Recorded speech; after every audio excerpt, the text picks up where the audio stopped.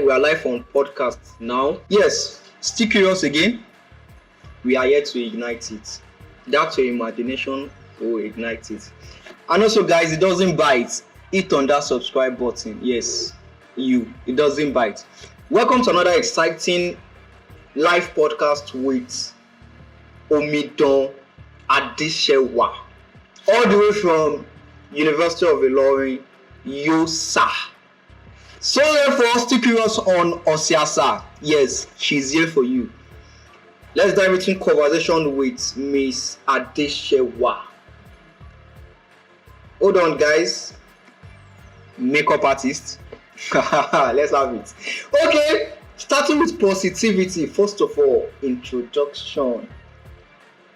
Let's have your name in Yoruba dialect. Emabagbe Yosa. Orúkọ tèmi ni Omidan Adesewa Adedosu tí gbogbo àwọn èèyàn mọ̀ mí sí Adesewa. Mo jẹ́ ọmọ Erinwo Lẹ́bùrú ní ọgbà fáfitì ìlú Ìlọrin tí mo jẹ́ ọmọ akẹ́kọ̀ọ́ èdè Yorùbá.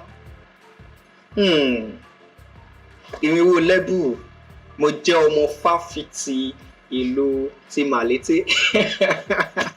Okay, lórí ètò yìí ẹ máa gbọ́ àwọn Yorùbá.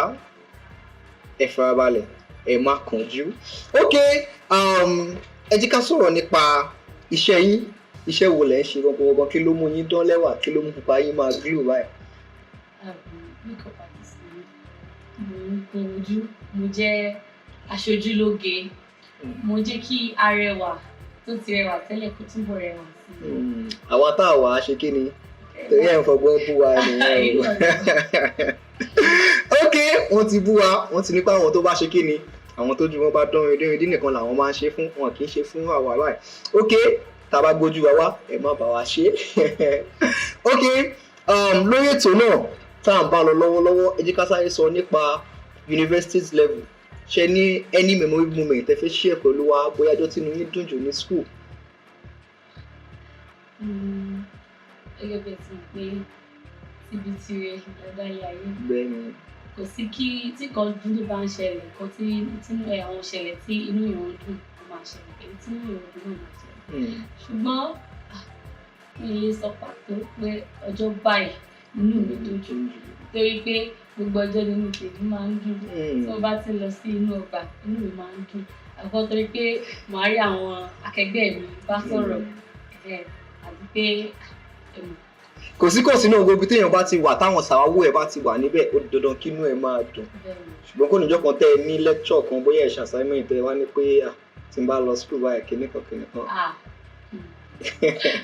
Tí àwọn ọ̀gá wa bá fún wa ní iṣẹ́ àmúrelé pé ká lọ ṣe tó wá ṣe àṣẹlẹ̀ rí a gbọ́dọ̀ make sure pé a submit assignment wa.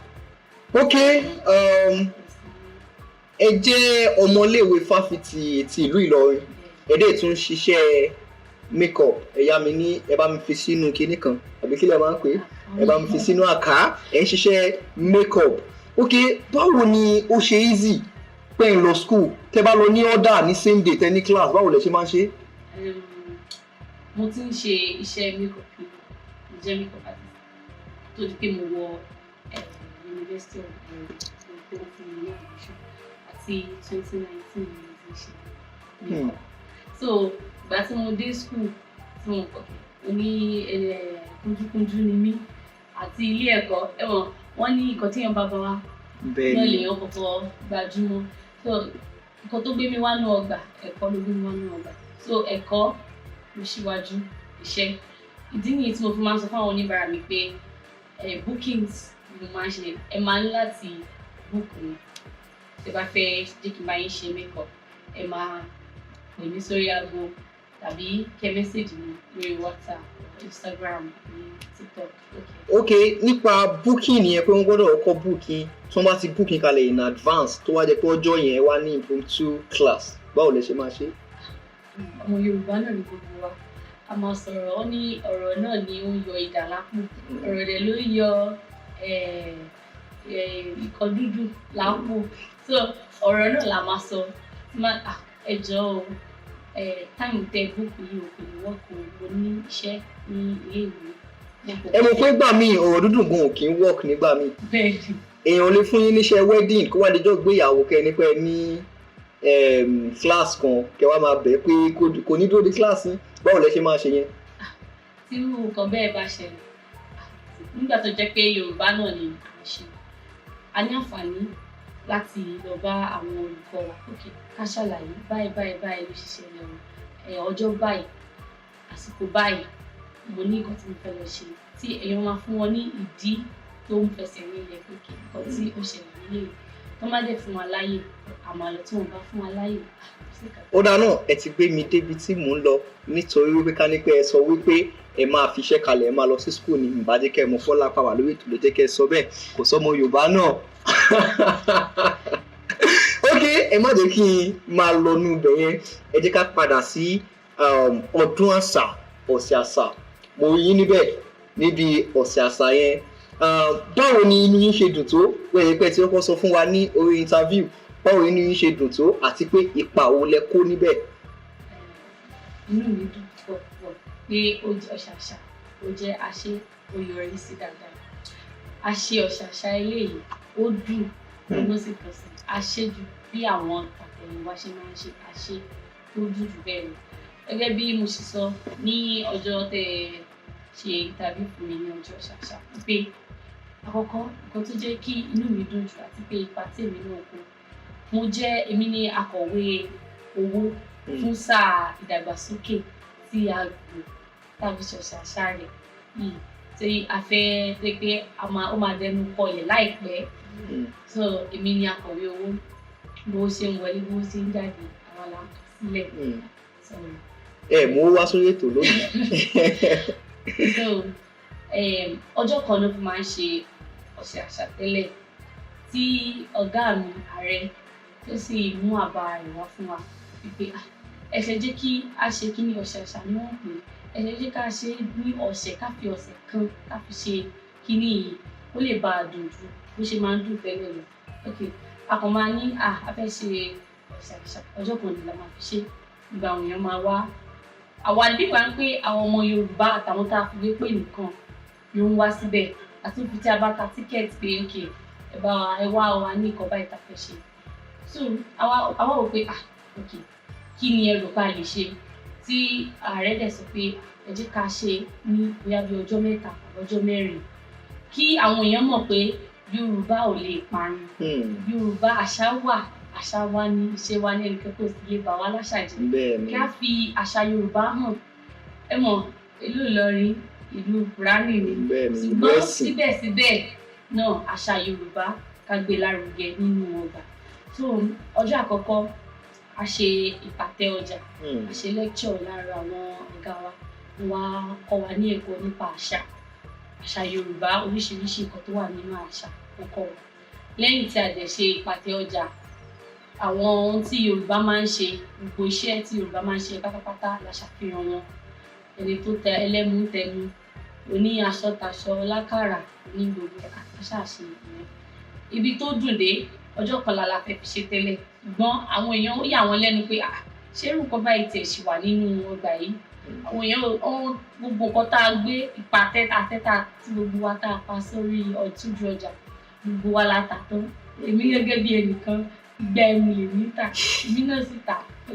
Àwọn ò pé ẹlẹ́mu èkú sóde. Wọ́n tún wá sọ fún wa pé kí ló dé tẹ̀ ṣe kínní ní ọ̀la sí ká ṣe lọ́jọ́ 2 káwọn èèyàn lè kó wá. Tó tún wá. So a tún wò pé òótọ́ sì ni o, a tún ṣe ní ọjọ́ kejì lẹ́yìn tí a ṣe awareness aṣojúde yóò sà pé àwọn ọmọ Yorùbá àwọṣọ oníkálùkù wọṣọ wọn rí dẹ́dẹ́ wọ́n kàn dúdú àwọṣọ àyà picture I take our pictures ẹni tó dress bí àwọn òòṣà Yorùbá Ṣàngó Ọya Ọbàtálá gbogbo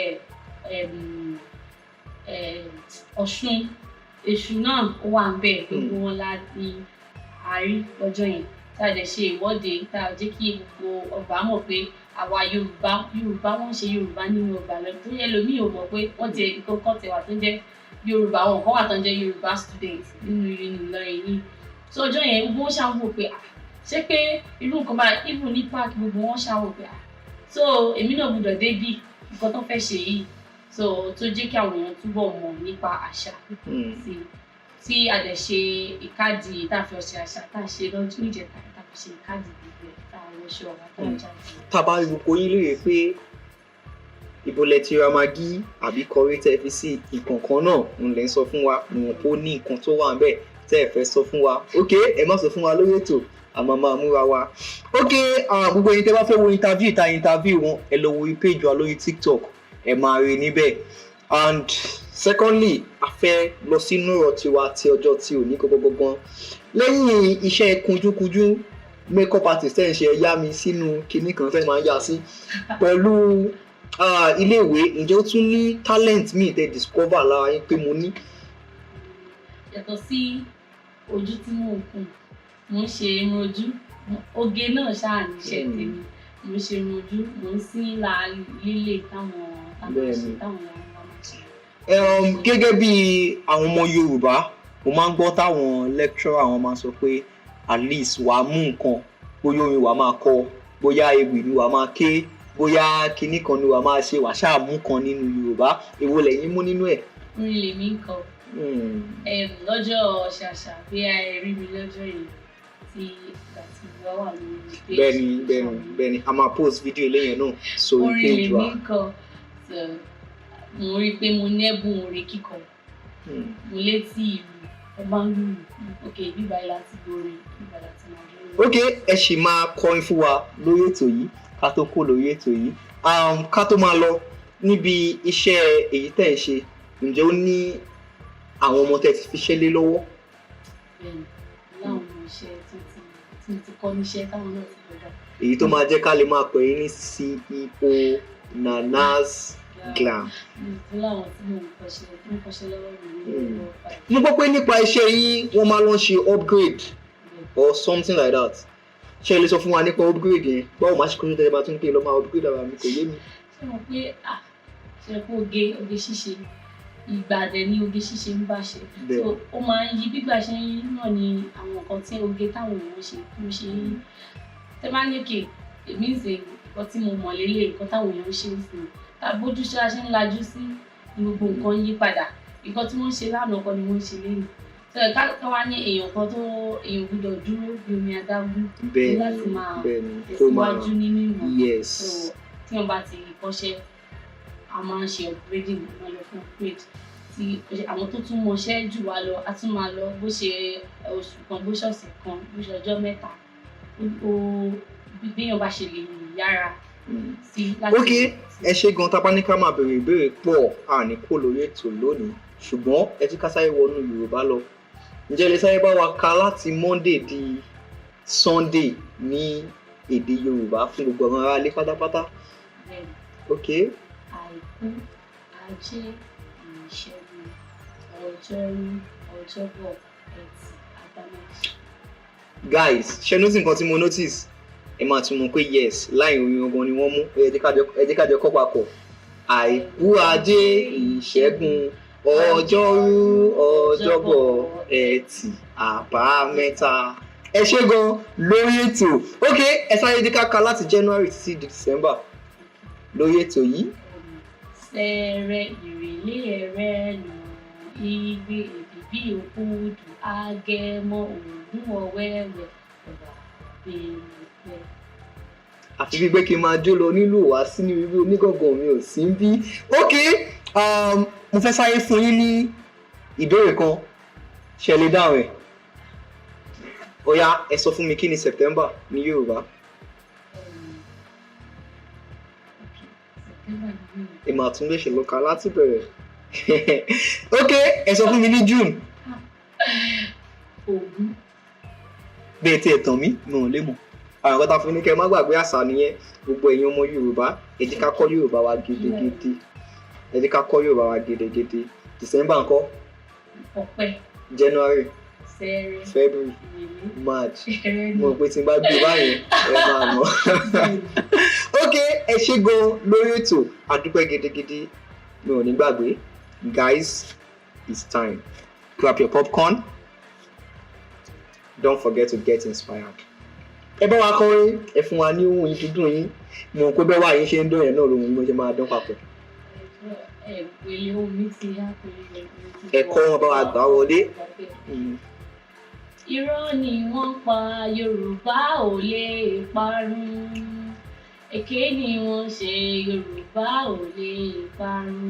Àtẹ́lẹwọ́ la bá là a ò mẹ́ni tó kọ́ ọ́. Irọ́ ni wọ́n pa àṣà yìí ò lè parun.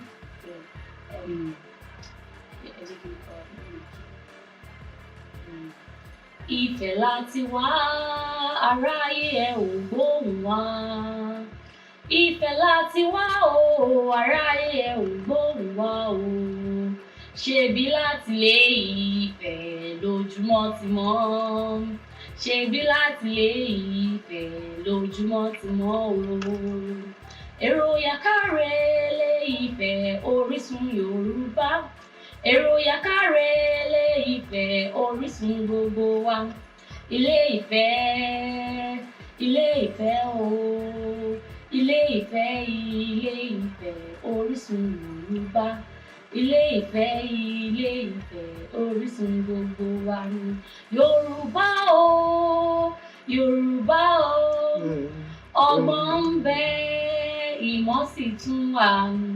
Odùduwà bàbá wa ló gbé wa déwájú. Ẹ jẹ́ ká bọ̀wọ̀ fún bàbá wa Odùduwà bàbá Yorùbá bàbá wa. Wow, ẹ ṣé gan omidan Adesewa. Kémi náà sáré kọrin fún yín lórí ètò. Mo máa gbà pé yes mo lè kọrin. Mo tún fẹ́ kéwì. Ṣùgbọ́n torí àkókò tí ò lè gbà mí àbí àkókò tí ò sí mi ò ní jẹ́ kí n kéwì lórí ètò àmọ́ ẹ jẹ́ kí n bá yín kọrin. Orin yẹn ti wà lórí audio mark nísìn láti ọ̀dọ̀ èèyàn mi tá à ń pè ní Aláàfin Ọ̀run. Ó ní Yorùbá dùn ẹja kọ́mọ lédè o. Yorùbá dùn ẹja kọ́mọ láṣà o. Ẹ bá mi gbà wọlé báyẹn. Mi ò mọ̀ nǹkan mọ́. Ẹ lọ sórí audio mark kẹ́ lọ gbọ́ gbogbo ẹ̀. Ẹ kàn tẹ Yorùbá dùn Aláàfin. Ó máa gbé jáde fún yín. Ẹ ṣé gan. Thanks for watching guys. Okay, lórí ètò yìí ṣe ní advice kan tẹ́ fẹ́ fún gbogbo àwọn ọmọ Yorùbá pátápátá gẹ́gẹ́ bí ẹni tó senior ẹni tó máa graduate ó jẹ́ kí ẹ yá mi ní èdè yẹn kẹ́ bá ń fi sínú ibi tẹ́ máa fi sí gẹ́gẹ́ bí senior tó fẹ́ graduate lọ́dún yìí ní Yorùbá department ṣe ní advice tẹ́ fẹ́ fún wọn. Ìmọ̀ràn tèmi fẹ́ gba ìwọlé gbogbo àwọn tó ń bọ̀ lẹ́yìn ẹ̀sìn pé ìbẹ̀rẹ̀ kò kí ń ṣe oníṣẹ́ ẹni tó bá ṣe délẹ̀ ló ṣe parí òun gbọ̀ngàn làgbóyè. Ọ̀pọ̀lọpọ̀ akẹ́kọ̀ọ́ èdè Yorùbá tó bá bí wọn irú àwa ní ìsìn báyìí tó ṣe pé linguistics and Nigerian language ni tó bá ní àkílò study ọ̀pọ̀ wa máa sọ pé linguistics ni ní fi Yorùbá yẹn sí bóyá ọmọ àwọn ò pé Yorùbá tí bá sọ fẹ́ lómi pé Yorùbá ni mò ń sọ ní oníṣẹ́ fẹ́ ṣe babaláwo. Bẹ́ẹ̀ ni àti ṣòwò lè fẹ́ ṣe ní àbíyá oṣù. So ẹ jẹ́ kí a gbé àṣà wa lárugẹ nǹkan tá a lè fi yege nínú ẹ̀kọ́ wa lónìí gẹ́gẹ́ bí ọmọ Yorùbá tá à ń kọ́ èdè Yorùbá tá a bá ń sọ pé mi ò kí ń ṣe Yorùbá ò bó ṣe Yorùbá ni mo ṣe báwo la ṣe fẹ́ yege nínú ẹ̀kọ́ so àṣà ká gbé àṣà ká lè gbé Yorùbá lárugẹ títí dé. Ẹ ṣé gidigidi omidan Adesewa àdúpẹ́ a máa kàn sí yín tá a bá ti ní iṣẹ́ kíkunjú iṣẹ́ pé a fẹ́ kọrin máa kàn sí yín mi tẹ̀tù fẹ́ kọ́ bọ́n ṣe máa ń kọrin ṣọ́ mo fẹ́ upgrade mo máa ń kọrin sára so mo fẹ́ upgrade. Okay, thanks guys, thanks for watching. Hit on that subscribe button, like, comment, follow and share this video. As we have now come to the end of today's live podcast with EasyWealth Media Hub, where entertainment meets endless curiosity. Featuring our guest for today, beautiful guest, Miss Adesewa. God bless you. Thanks for coming and have a nice time.